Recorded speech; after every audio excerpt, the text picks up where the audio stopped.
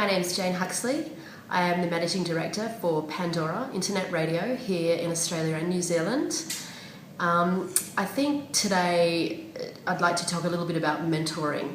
I'm in an interesting position because I'm doing a startup that's really more of a subsidiary, growing a company and a culture here in New Zealand and Australia, which is based off the back of a very large and successful organisation in the US.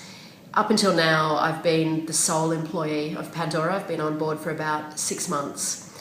And one of the challenges that you have when you start a company up, and you're all by yourself, in fact, working out of your own house, is getting feedback and advice from other people about what to do, how to do it, how to stay motivated, how to build momentum, and just getting feedback on your own thoughts and plans. I'm very lucky in that, my career has been about 25 to 30 years. I've worked for some very large organisations, Microsoft, for Vodafone, for Fairfax in Australia.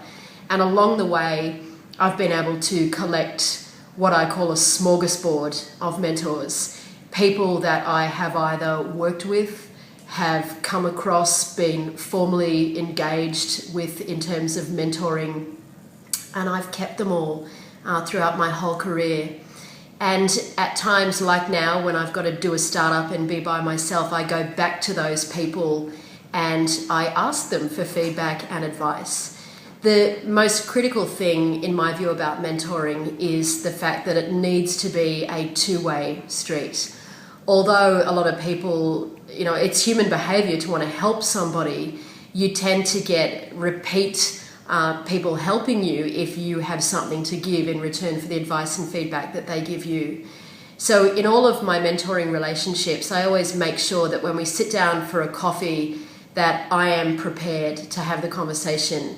I'm clear about the piece of advice or feedback or insight that I am looking for from that person.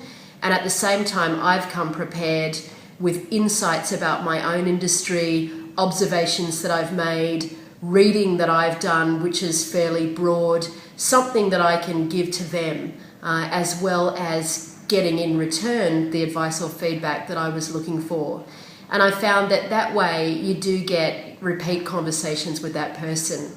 And I've had some of my mentors now for over 15 years. They've given me incredible advice and really helped to guide my career, particularly in the later stages, and they continue to help me today. Well, Pandora, of course, is a digital pure play. We only exist on the internet. We stream songs you love, primarily to mobile devices, but also over the web on pandora.com.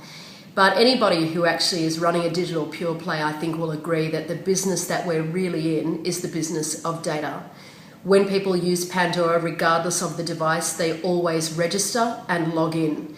And that gives us a wealth of information about who they are, where they are, how old they are, their gender, what they like, and increasingly through social, who they know. And we're able to build a pretty complete picture of our audience, which we then are able to package up and sell to our advertisers in the form of targeted advertising, particularly targeted audio advertising in the case of Pandora. And then, of course, we are building a data platform for the future, which will allow us to provide incredibly rich insights and information to the musicians themselves that are available to our listeners on Pandora. So we are very clearly in the business of data, and we are in the business of making sure that we have great respect for the listeners on our platform when we look at that data, and that we are able to provide value to the musicians who are available on Pandora as well.